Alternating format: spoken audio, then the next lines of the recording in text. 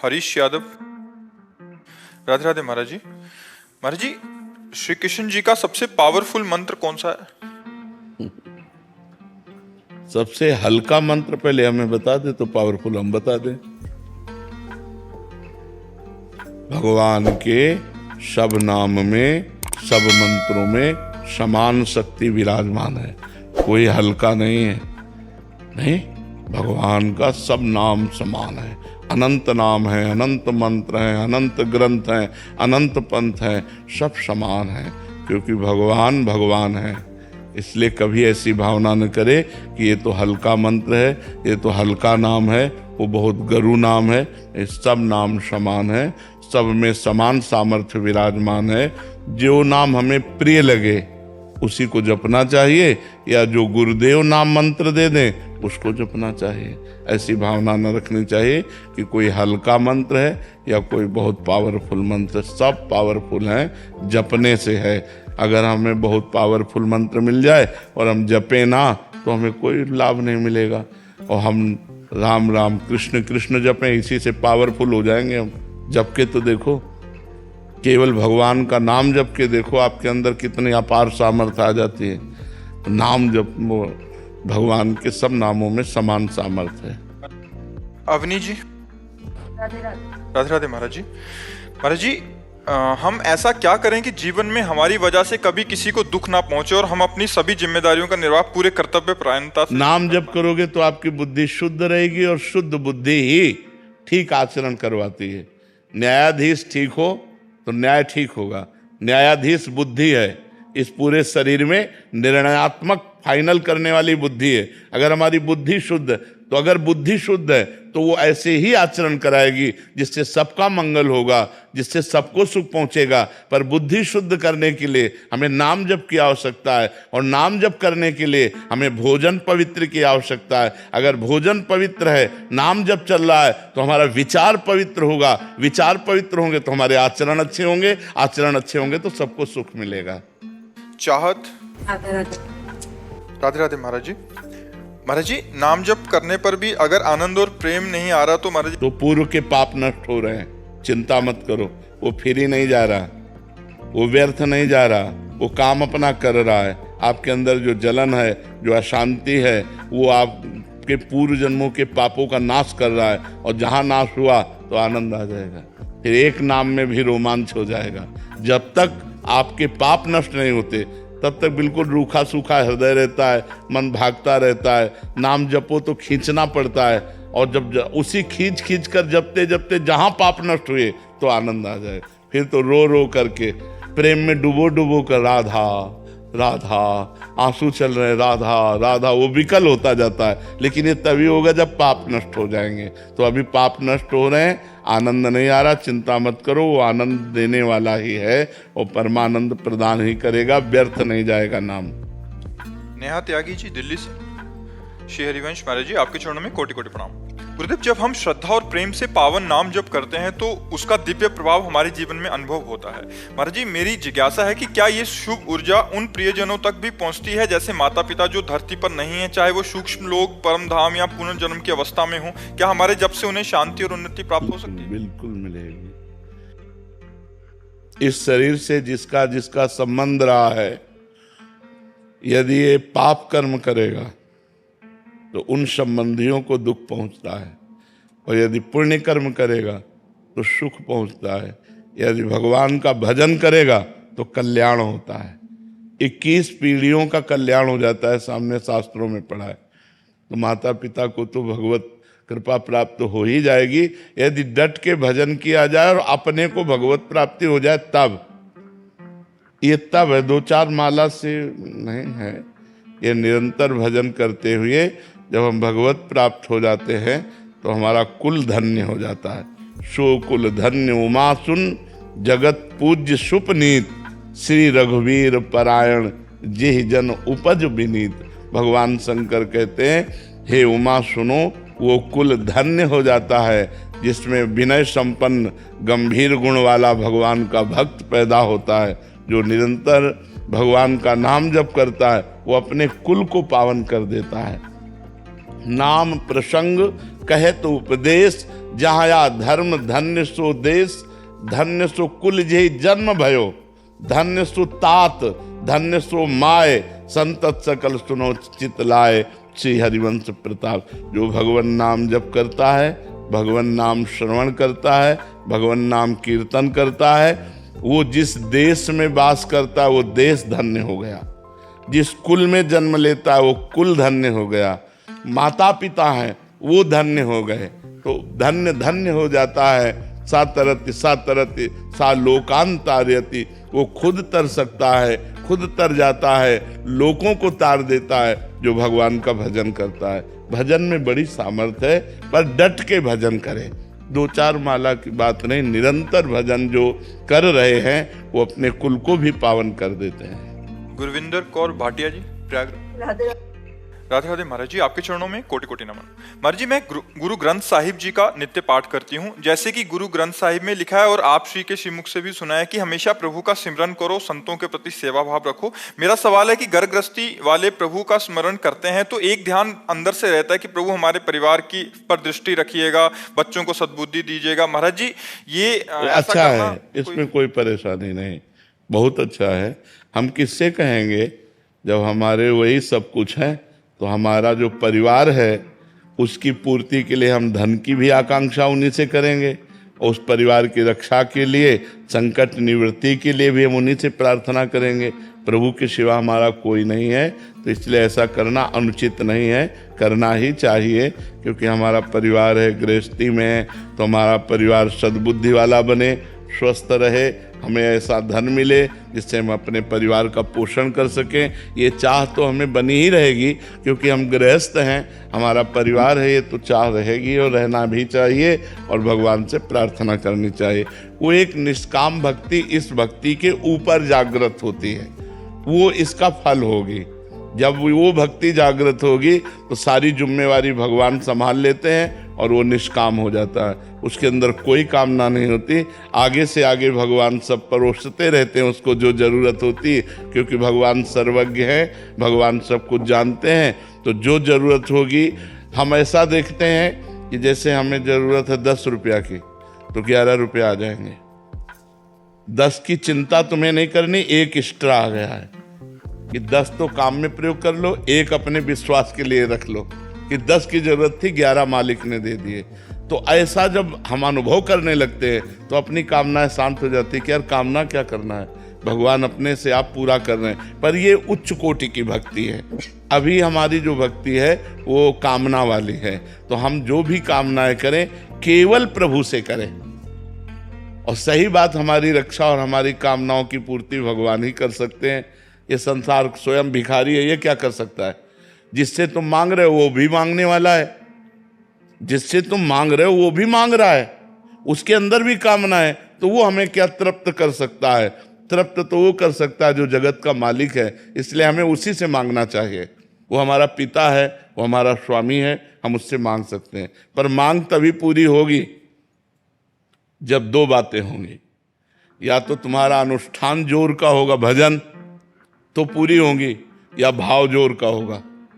भजन भी नहीं है लेकिन भाव लग गया कि प्रभु अब तुम ही बचा सकते हो, तो निश्चित चमत्कार हो जाएगा।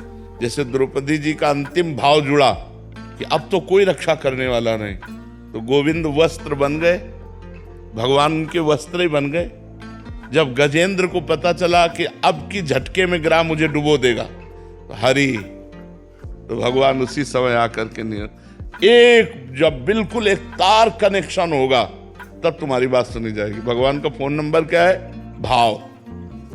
भाव बिन सुनी पुकारे मैं कभी सुनता नहीं, और भाव पूरित टेर ही, टेर माने पुकारना, भाव पूरित टेर ही करती मुझे लाचार है। जब सब जगह से आशा विश्वास खत्म हो गया और एकमात्र भगवान का, तो चमत्कार प्रकट हो गया। जीवन में वही भक्त आगे बढ़ पाता है जब उसे भगवान की कृपा का अनुभव होता है कि इतनी बड़ी कृपा, मुझे इतना दुलार भगवान कर रहे हैं। तो ये तभी होगा जब केवल भगवान का आश्रय होगा। किसी वस्तु व्यक्ति का आश्रय तो चंद सहयोग कर सकता है, लेकिन हमें पूर्ण निष्काम भगवान बना सकते हैं। आपने 2 तरीके बताए, एक था अनुष्ठान और दूसरा भाव। महाराज जी, जैसे आपके श्रीमुख से सुना है कि भजन खर्च होता है, तो खर्च अनुष्ठान वाले में हमारा भजन जाएगा और भाव वाले में ये नहीं, भाव में तो डायरेक्ट कृपा होगी, वो अलग सिद्धांत हो गया। जैसे एक है कि रुपया दे करके दुकान से खरीदना, और एक है कि दुकान वाला हमारा संबंधी है, हमारा पिता है, हमारा भाई, हमारा, तो वो फ्री मिल जाएगी। तो भाव में संबंध बनता है। ईश्वर अंश जीव अविनाशी, अंश जो जीव है वो अपने अंशी भगवान से पुकार कर कह रहा कि अब आपके सिवा कोई नहीं, तो वो वहाँ भजन की बात नहीं रहेगी, वहाँ भाव की बात है। भाव से सीधा कनेक्शन की पूर्ति होगी। मेरा बेटा चला गया महाराज जी। क्या कह रहे हैं? बेटा चलेगा कह रहे। अब इसका नाम मृत्यु लोक, बेटा जाएगा, हम भी जाएंगे, तुम भी जाओगे, ये तो जाना पड़े। देखो, हाँ, ये तो धैर्य रखना पड़े। इसका नाम क्या है जानते हो? इस लोक का नाम मृत्यु लोक। यहाँ सबकी मृत्यु होनी, ये है कि आज नहीं तो कल, कल नहीं तो परसों जाना है, हम सबको जाना है। जाने की तैयारी कर लो। जो पहले से तैयार न थे पछता कर चले गए। यहाँ से जाना पड़ेगा, अच्छे काम कर लो, दूसरों को सुख पहुंचा लो। मरना तो है ही यार, मरना तो पता नहीं किस सेकंड में है, सेकंड में मृत्यु। न कोई पीड़ा, न कोई कुछ, ऐसे बस दिल फेल हुआ, खत्म के। कोई बहुत बड़ी मशीन थोड़ी है, पानी का बुलबुला कब फूट जाए कोई पता नहीं। जैसे पत्ते में बूंद जो हिलगी है वो कब गिर जाए कोई पता नहीं, ऐसे हम कब मर जाए कोई पता नहीं। आज मिले तो सौभाग्य, कल मिलना हो कि ना हो, कब कौन कहाँ बिछड़ जाए कुछ पता थोड़ी है। इसलिए नाम जप करो, रो मती, सबको जाना है, सबको जाना, कोई नहीं बचेगा, तुम भी जाओगी। नाम जप कर लो। अब जो अपने रिश्ते नातेदार मर रहे हैं उनके लिए नाम जप करके दो, उनका भी कल्याण हो जाए और आपका भी कल्याण हो। रोने से काम नहीं चलेगा, कोई किसी की सुनने वाला नहीं है। जो जीव गया, मान लो पुत्र है गया, अब वो गया, तुम्हें थोड़ी याद करें। तुम यहाँ माथा फोड़ लो तो उसको कोई फर्क नहीं पड़ता, वो तो अपनी यात्रा में गया, उसको किस योनि में भेजा जाएगा, कहाँ भेजा जाएगा, वो नहीं जानता। जैसे पूर्व जन्म में हमारे माँ पिता परिवार थे, हमको कोई ज्ञान नहीं, इस जन्म में कोई ज्ञान नहीं। ऐसे अब जहां शरीर छूटा तो अब उसको थोड़ी कि मेरी माँ रो रही, वो तो गया, उससे कोई मतलब नहीं रह गया। अगर अपना कल्याण चाहते हैं तो हम नाम जप करें, वो नाम जप अपने पुत्र को भी दें और हम भी शांति से रहें। हमारा भी शरीर छूटेगा तो कमाई कर लो नाम जप की, जिससे तुम्हारा मंगल हो जाएगा। करिश्मा जी, राधे राधे महाराज जी। महाराज जी, क्या बिना दीक्षा के श्रीमद् भगवत गीता पढ़ सकते हैं और हमेशा अपने साथ रख सकते हैं? हाँ, पढ़ सकते हैं, अपने साथ भी रख सकते हैं। बिल्कुल पढ़िए और उसको आचरण में उतारिए। अंकिता जी, कानपुर से। श्री हरिवंश महाराज जी, दंडवत प्रणाम। महाराज जी, असल में कृपा का स्वरूप क्या है? क्या प्रतिकूलता के समय प्रभु का स्मरण होना कृपा है या उनका अनुभव हो रहा है यही कृपा है? भगवान के नाम में प्रीति होना कृपा, भगवान के भक्तों का दर्शन होना, उनके पास बैठना, संभाषण करना कृपा। अब मोहि भा भरोस हनुमंता, बिनु हरि कृपा मिले नहीं संता। संतों का मिलना भगवान की कृपा। हरिवंश कृपा हरिवंश कहें, हरिवंश कहें हरिवंश लहें। भगवान की कृपा से ही भगवान का नाम जप होता है, और जो नाम जप करते हैं वो भगवान के कृपा पात्र हैं। श्री राधिका कृपा बिनु सबके मनन अगम्य, प्रथम यथामति प्रणवंशी वृंदावन अतिरम्य। वृंदावन आना, वृंदावन में दर्शन करना, वृंदावन में बैठना, ये सब श्री किशोरी जी की कृपा। तो हमें मनुष्य जन्म कृपा से मिला, साधु संग कृपा से मिला, नाम जप कृपा से मिला, भगवत धाम कृपा से मिला, ये कृपा है। और अनुकूलता और प्रतिकूलता ये पाप और पुण्य के परिणाम से प्राप्त होते हैं। अगर इन दोनों परिस्थिति में हम भगवान का नाम स्मरण करें तो हम भगवान के कृपा पात्र हैं। अनुकूलता में भोगों में फंसकर भगवान का विस्मरण हो जाता है, प्रतिकूलता में विपत्ति और दुख ऐसा पीड़ित करते हैं कि भगवान का विस्मरण हो जाता है। ये कच्चाई है।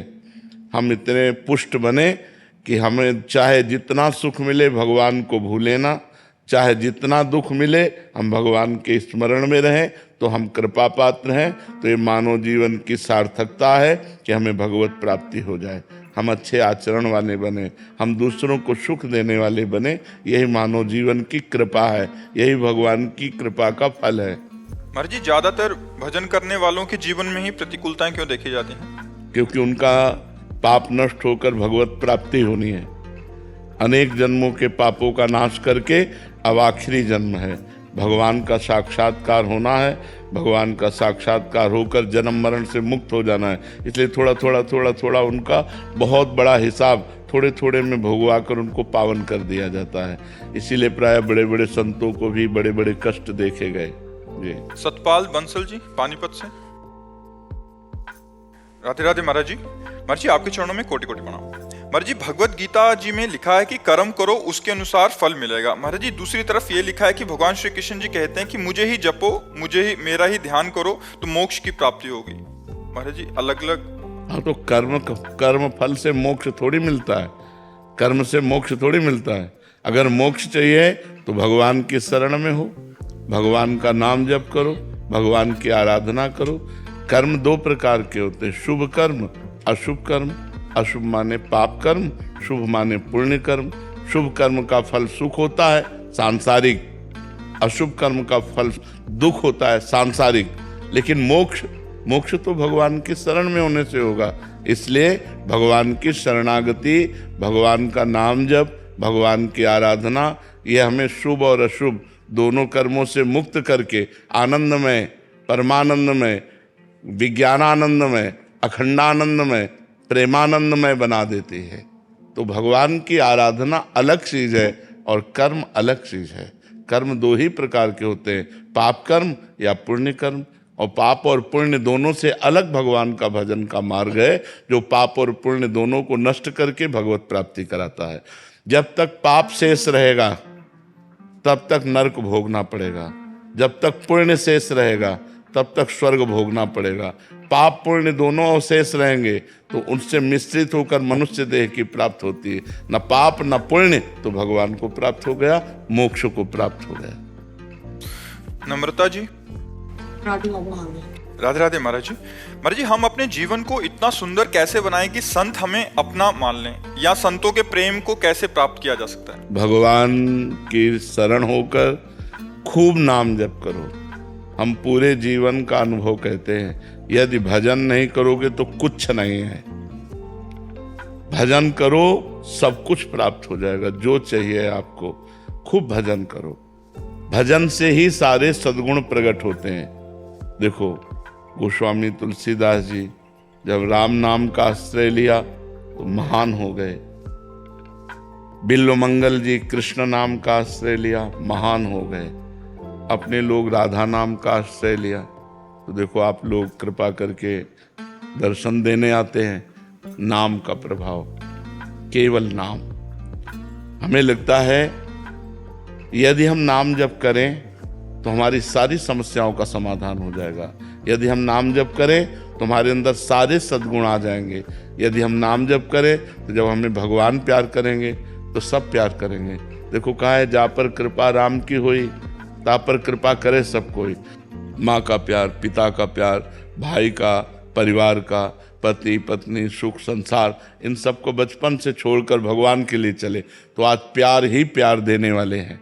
भगवान इतने रूपों में हमें प्यार कर रहे हैं। यदि हमने संसार से प्यार नहीं किया तो मालिक इतने रूपों में प्यार कर रहा है, तो वही आपको भी प्यार कर रहा है। पर आप भगवान से विमुख होकर के संसार में फंस रहे हैं। अगर आप नाम जप करें तो आपके अंदर ऐसे सद्गुण प्रकट होंगे कि भगवान आपको प्यार करेंगे। और जब भगवान प्यार करेंगे तो सब प्यार करेंगे आपको। संत, महात्मा, बड़े बड़े व्यक्त, अव्यक्त, ऋषि, मुनि, सब।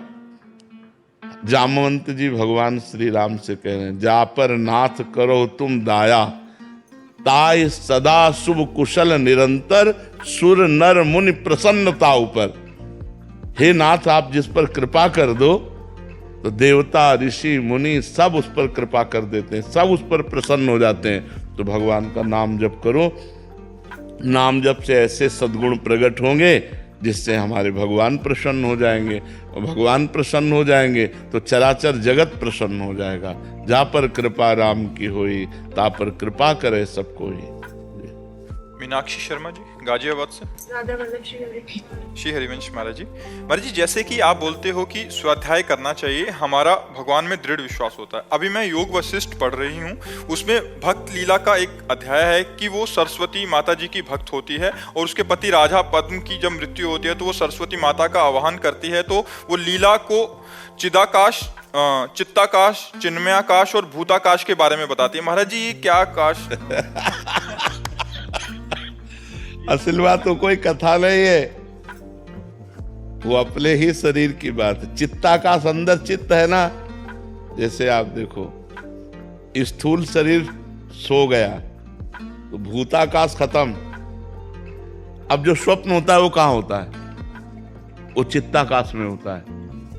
समझ पा रहे हैं हमारी बात? अगर थोड़ा ज्ञान होगा तो समझ पाओगे, नहीं तो योग वासिष्ठ ज्ञान ग्रंथ है, वो कोई भगवान की लीला कथा वाली बात नहीं है, वो ब्रह्मबोध के लिए है। उसमें जो सरस्वती जी लीला को उपदेश कर रहे हैं वो कई जन्मों का दृश्य दिखा रहे हैं। देख, पूर्व जन्म में तू यहाँ थी, पूर्व जन्म में ये राजा था, पूर्व जन्म में उसके तीसरे जन्म में ये था, उसके चौथे जन्म में था, उसको ज्ञान प्रदान कर रहे हैं। तो चित्ताकाश जब आप स्वप्न में देखते हैं तो चित्ताकाश में ही देखते हैं। जब एकांत में आप बैठते हैं तो आप चित्ताकाश में ही सब कल्पनाएं देखते हैं। समझ पा रहे हैं हमारी बात? ये ज्ञान की बात है। जैसे हम शयन किए हुए होते हैं तो स्थूल शरीर सोया होता है तो हमारा भूताकाश खत्म हो जाता है। अब हम अंदर जो देखते हैं नया संसार स्वप्न में, वो चित्ताकाश में देखते हैं। इसके बाद जब चित्ताकाश का भी नाश कोई कर दे तो फिर दिव्य लीला प्रकट होती है, वो चिन्मय आकाश। उस चिन्मय आकाश में चिन्मय लीला होती, उसका परिचय नहीं प्राप्त हो सकता जब तक साधना नहीं होती। तो ये जो भूताकाश है, चित्ताकाश है, चिन्मयाकाश को चिदाकाश कहते हैं। चिदाकाश में सारी भगवान की लीलाएं होती, रामावतार की लीला, कृष्ण अब भी हो रही। इसी समय अनंत ब्रह्मांड है, किस ब्रह्मांड में भगवान की कौन सी लीला हो रही, ये बैठे, ये सिद्ध पुरुषों का ज्ञान योग का वर्णन है। वो कोई साधारण कथा नहीं है। जो लीला सरस्वती जी की है वो कथा नहीं है, वो इसी पूरे स्थूल शरीर, सूक्ष्म शरीर, कारण शरीर और अपने ब्रह्म स्वरूप, इसका वर्णन है। उसमें रति कराने के लिए वो कई जन्मों के दृश्य दिखा देती है सरस्वती जी। देख, इस जन्म में तू इसकी पत्नी हुई, इस जन्म में तू यहाँ थी, इस जन्म में तू ये पिता थी, इस जन्म में तू ये थी। वो जब पूरा दिखा देती तब उनको वैराग्य होता है, अरे मैं तो व्यर्थ में माया में फंसी हूँ, तब उनको ब्रह्मबोध कराती सरस्वती जी। महाराज जी, आप कह रहे हैं कि आप दिल के विशेषज्ञ डॉक्टर हैं। महाराज जी, आपने बताया कि जैसे कि आप बताते हैं कि एक बार कोई पुरुष किसी अन्य महिला को किसी अवस्था में देख लेता है तो उसका जीवन नष्ट हो जाता है, पर डॉक्टर होते हुए महिला मरीजों की जांच करनी पड़ती है। अगर बिना किसी कुभाव से ये सेवा मानकर किया जाए तो इसका कोई हानि तो नहीं होगी? नहीं, बिल्कुल नहीं होगी। अलग अलग पॉइंट हैं। हम किसी को गलत ढंग से देखते हैं तो एक अलग बात होती है, और उन्हीं द्वारों पर रोग हो जाए तो डॉक्टर उन्हीं द्वारों का ऑपरेशन करता है, तो वो कोई उसके लिए पाप या उसकी मनोमालिन्यता थोड़ी है, वो तो उसकी रोग निवृत्ति के लिए है। मान लो शरीर है, किसी भी अंग में कुछ ऐसा हो सकता है, तो उस अंग के हमारे जो रोग निवृत्ति के ज्ञान हैं उनके द्वारा हम उसे गंदी भावना से नहीं देखते। अच्छा, जैसे मानो अंग प्रत्यंगों में या प्राइवेट पार्टों में रोग हो जाते हैं तो उनको कोई काम थोड़ी सताता है, उनके अंदर कोई गंदा भाव थोड़ी आता है, और गंदा भाव आवे तब तो बहुत ही निकृष्ट बात है, फिर मंगल नहीं माना जाएगा। गंदा भाव ना आते हुए, अब जैसे एक ऑपरेशन थिएटर में है, चाहे स्त्री का ऑपरेशन हो चाहे पुरुष शरीर का ऑपरेशन हो, उस समय पूरा डॉक्टर का बैच ही उसके जीवन का रखवाला होता है, पूरे शरीर का रखवाला होता है, क्योंकि उसके घर वाला तो कोई अंदर जा नहीं सकता। क्यों? घर वाला तो कोई ऑपरेशन थिएटर के अंदर जा नहीं सकता, वो डॉक्टर और डॉक्टर का परिकर ही जाने कि अब वो क्या देखता है, क्या करता है, क्योंकि जो मरीज है वो तो बेहोश हो गया, चाहे स्त्री शरीर हो चाहे पुरुष शरीर हो।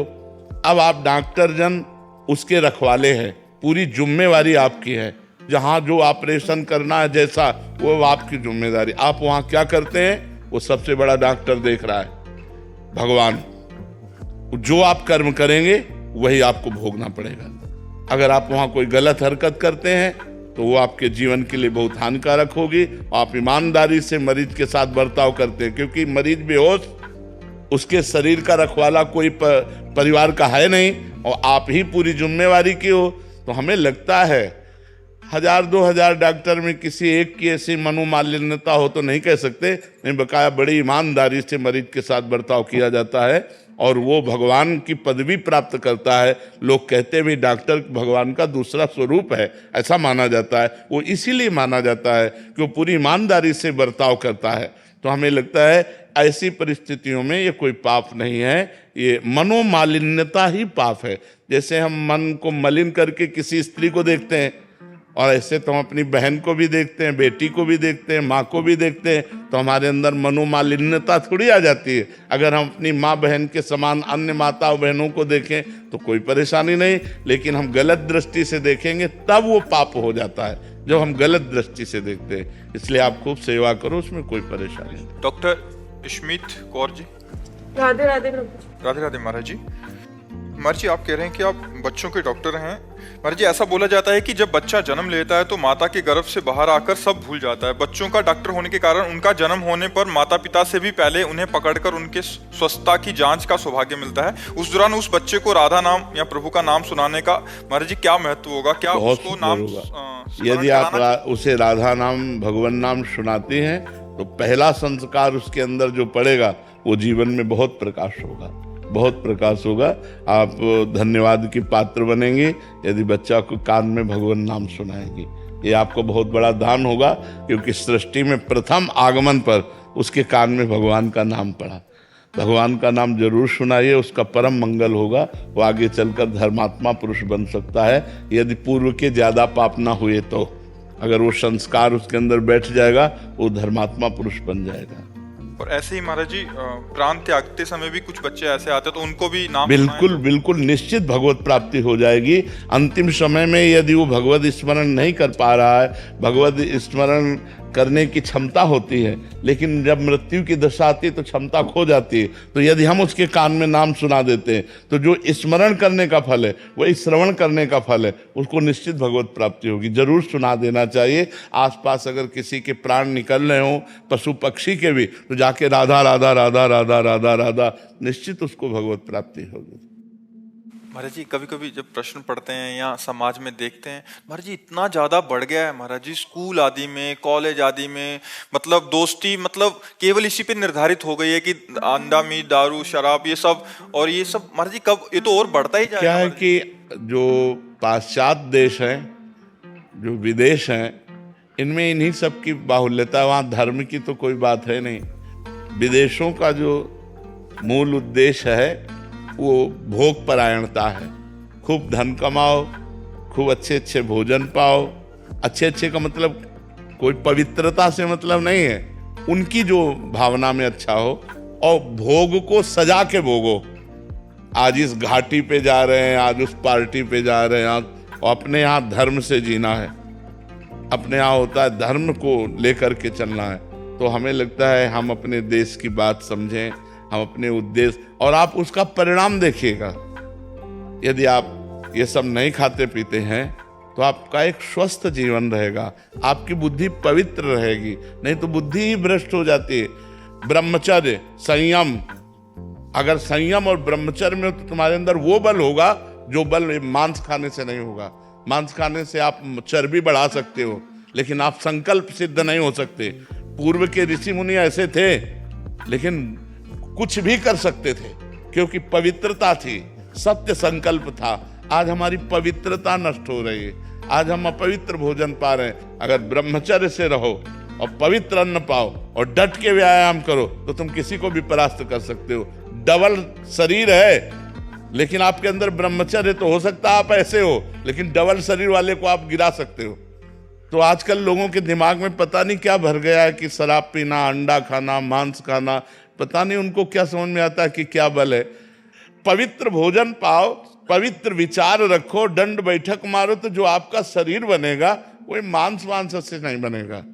मैंने पहले ही मांस, लहसुन, प्याज आदि सब त्याग दिया है। अब शराब भी छोड़ना चाहता हूँ, लेकिन दिल में एक लड़ाई चल रही है। ऐसा लगता है मेरे अंदर दो व्यक्ति हैं, एक कहता है सब त्याग दो, दूसरा कहता है कुछ साल बाद देखेंगे। मन में लड़ाई चल रही है। महाराज जी आपसे ये प्रार्थना है। दो होते हैं, कुमति सुमति सबके उर राही, नाथ पुराण निगम अस कहाई, जहां सुमति तहां संपत्ति नाना, और जहां कुमति तहां विपत्ति निधाना। अंदर एक सुबुद्धि होती है, एक कुबुद्धि होती है। सुबुद्धि आपको जोर कर रही कि छोड़ दो, कुबुद्धि कह रही यार अभी क्या, साल 2 साल फिर छोड़ देंगे। तो आप साल 2 साल जियोगे, गारंटी है। और अगर शराब पी करके मर गए तो नरक पहुंचोगे। तो छोड़ दो, आज से छोड़ दोगे? अच्छा, बिल्कुल। धन्यवाद। आप अपने जीवन को मंगलमय बनाइए, स्वस्थ रहिए और सुखपूर्वक भगवान का भजन कीजिए। यही हमारे जीवन का लाभ है कि अगर एक भी आदमी सुधर जाए तो हम अपने जीवन को कृतार्थ मानते हैं कि हमारा जीवन किसी के काम में आ गया। तो आज से शराब मत पीना और राधा राधा राधा नाम जप करना। महाराज जी माहौल बहुत कह रहे हैं, दोस्त, ऑफिस, घर, जगह, हर जगह चारों तरफ माहौल ऐसा है कि... लेकिन लंका के माहौल में विभीषण ने भक्ति कर ली, तो हम भारत के ऐसे माहौल में भक्ति कर सकते हैं। लंका के माहौल में, लंका का माहौल, और उसमें भी भक्ति कर ली विभीषण जी ने। तो हम अगर जो रही उत्तम प्रकृति, का कर सकत कुसंग, चंदन विष व्यापत नहीं, लपटे रहत भुजंग। चाहे जितने यार मित्रों, हमारी तुम्हारी दोस्ती बस यहीं तक की है। अगर आप कहते हो कि शराब पियो तो हमारे दोस्त, तो हम तुम्हारे कभी दोस्त नहीं। हमारा दोस्त भगवान है।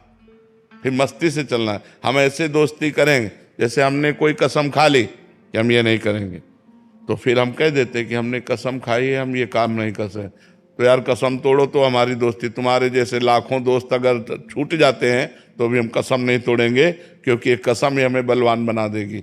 तुम दोस्त तो बिगाड़ने वाले हो। ये जो शराब पिलाते हैं, जो मांस खवाते हैं, जो बेविचार कराते हैं, ये गंदे दोस्त हैं। दोस्त वही है जो अच्छाई की तरफ ले जाए, बुराई की तरफ नहीं। आज वो प्यार से शराब पीना शुरू किया, कल आप नशा इतना आपको प्रेरित करेगा कि आपको पीना ही पड़ेगा, और परसों आपकी बुद्धि भ्रष्ट हो जाएगी। तो आपसे ऐसे गलत कार्य हो जाएंगे जिससे आपका जीवन अशांत हो जाएगा। इसलिए इसे छोड़ दो। छोड़ दिया? महाराज जी एक चीज और हो गई है महाराज जी, आजकल भजन भी कर रहे हैं कि ठीक है नाम भी जप कर लेंगे, मंगलवार को हनुमान जी का दिन है, उस दिन नहीं खाएंगे पिएंगे, शनिवार को शनिदेव का वो है, बट संडे को तो अपना ही दिन है। नहीं महाराज जी ये भी बहुत चल रहा है कि भजन भी कर रहे हैं और साथ में मांस, मदिरा, इसका भी सेवन हो रहा है। नहीं, ऐसा नहीं। हम गंगा नहाया, इसके बाद नाले में लौट गए तो क्या फायदा हुआ गंगा नहाने का? गंगा नहाया और गटर के नाले में हम लौट गए तो फायदा क्या हुआ हमारा? गंगा नहाने का तो मतलब हम पवित्र रहें। जब हम छोड़ दिए, शनिवार को नहीं पाया, मंगल को नहीं पाया, तो हम हर दिन ना पाए। हम गंदे आचरण, अब रविवार को डट के पिया और खाया तो मतलब क्या रह गया? ऐसा नहीं। छोड़ दो तो फिर पूरा छोड़ दो। आप खाते हो क्या मांस? है? छोड़ देंगे क्या?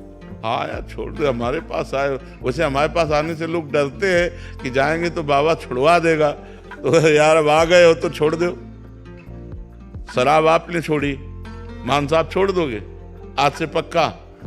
हाँ तो बढ़िया। तो शरीर तो वैसे भी बलवान हो जाएगा यार। दंड बैठक मारो, शुद्ध देसी दूध, घी, ये चीजें अपने पास देखो। भारतीय फ्रूट है, आप सेव है, कितने ऐसे फल हैं जिनको फलों को खा करके हम अच्छे बलवान बन। या काहे को पाप करते हो? किसी जीव, देखो अपने शरीर को काटो तो कष्ट होता है ना, तो किसी भी जीव को काट कर खाना उत्तम नहीं। तो आज से छोड़ दिया पक्का? हमारी तुम्हारी दोस्ती पक्की? हाँ ठीक है। हमें बहुत अच्छा लग रहा है कि आप लोग सुधार की तरफ चल रहे हो, आप अच्छे मार्ग की तरफ चल रहे हो। अगर आप देखना 1 महीने में अगर आप अच्छा भोजन पाएंगे, घी पाएंगे, तो आपका शरीर कोई कमजोर नहीं हो जाएगा। आप ऐसे ही बलवान रहेंगे। और ये गंदी बातें छूट जानी चाहिए, नहीं इनका परिणाम फिर गलत होता है। मान लो आप बहुत स्वस्थ हो, लेकिन एक्सीडेंट हुआ और सब फैल गया रोड में, शरीर क्या करेगा? कर्मों का फल भोगना पड़ेगा। हमें लगता है भगवान के लिए हम जिए, अच्छे कर्म के लिए जिए। हर जीव जीना चाहता है यार, हर जीव जीना चाहता है। आप देखो ना, किसी भी जीव को देखो, हर जीव बचना चाहे। एक चींटी को भी पीछे ऐसे अंगुली लगाओ, वो भागेगी जितनी उसमें जान है, वो जीना चाहती है यार। मुर्गा हो, बकरा हो, गाय हो, भैंस हो, सुअर हो, क्यों खाते हो यार? क्या उनके बिना हमारा जीवन नहीं चल पाएगा? क्या इस भोजन के बिना जीवन नहीं चल पाएगा? तो हम ये कहते हैं मांस छोड़ दो, मदिरा छोड़ दो और पराई स्त्री से भोग करना छोड़ दो, फिर आप जीवन देखो कितना बढ़िया जीवन होता है। आप मांस खाओ, मदिरा पियो, इधर उधर बहन बेटियों से गंदे आचरण करो, वो किस दिन का? अच्छा, ये कितने दिन शरीर स्वस्थ रहेगा? वृद्धावस्था तो आएगी, रोग आएगा, मृत्यु आएगी। कितने ऐसे स्वस्थ पुरुष हैं सेकंड में प्राण चले जाते हैं, दिल फेल हो जाता है, बैठे बैठे ढनक जाते हैं, आप देख रहे हैं। तो अच्छे कर्म करो, दूसरे जीवों को सुख पहुंचाओ, भगवान का नाम जप करो जिससे तुम्हारा मंगल हो। नाम जप करते हो? काउंटर है, ले लेंगे, आज ले लेंगे, आज ले लो। और 1500 से शुरू करो, 1000 बार करो राधा राधा राधा राधा, उसमें आ जाएगा। फिर 50,000 तक जाओ, राधा राधा राधा राधा, और ये मांस छोड़ो, देखना तुम्हारा कितना बढ़िया जीवन हो जाएगा। आए आप कहते हो कि माला से नाम नहीं, माला से वो इसलिए जो घर बैठे हैं, जिनको समय है, लेकिन ऑफिस और आज सांसारिक कार्यों में माला बाधा पहुंचा सकती है, लेकिन काउंटर नहीं। अंगूठे में है, 5 बार मारा तो 5 बार नाम हो गया ना, फिर जेब में डाल लिया। हमें 10 मिनट का टाइम मिला तो हम 100 बार नाम जप लिए। माला में ऐसा नहीं, माला में है कि पूरा 108 बार होगा तभी आपकी मानी जाएगी। तो हमें लगता है कि आधुनिक समय में हम आधुनिक यंत्रों के द्वारा नाम जप करें, जिससे हमारा नाम जप में अधिक प्रीति हो। माला एक सात्विक वस्तु है, घर बैठ कर के आसन में बैठ कर जपो, कोई बात नहीं, लेकिन चलते फिरते